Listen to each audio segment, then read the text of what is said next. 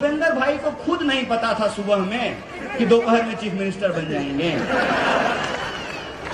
और ना वो जब जाते हैं ना तो एसपीजी भी उनको धक्का दे देता है और प्रधानमंत्री तो बिल्कुल आसपास नहीं आने देते हैं। वहां भी कार से साइड कर दिया है।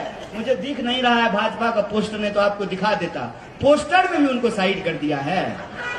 ये गुजरात का अपमान है भाई साहब, ये गुजरात के चीफ मिनिस्टर का अपमान है।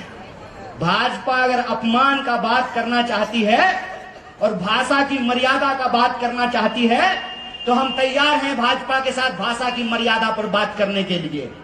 हमारे अध्यक्ष ने एक तुलना किया, एक उदाहरण दिया तो बात को बतंगड़ बनाने लगे, बोले गुजरात का अपमान है। तो मैं पूछना चाहता हूं, टीवी स्टूडियो में बैठ करके मोदी जी को देश का बाप बता रहे थे, वो देश का अपमान था कि नहीं था? था ना? मोदी जी देश के बाप हैं। तो भाजपा का प्रवक्ता ये बात क्यों बोला? अगर बोला तो देश का अपमान किया कि नहीं किया? जिसका घर शीशे का हो ना, उसको दूसरे के घर पे पत्थर नहीं मारना चाहिए।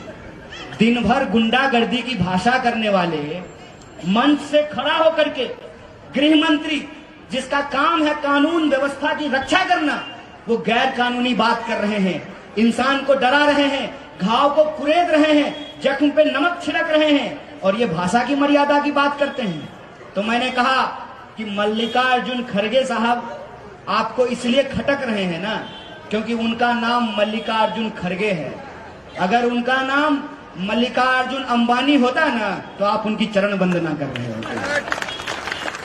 बुद्धिमानी सिखाते हैं, ये बुद्धिमानी नहीं है साहब, इसको बेशर्मी कहते हैं, बेशर्मी।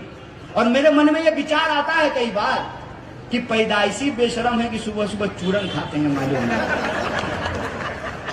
वोट देता है लोग किस उम्मीद में, टैक्स देता है लोग किस उम्मीद में कि सरकार जनता की समस्याओं से उसको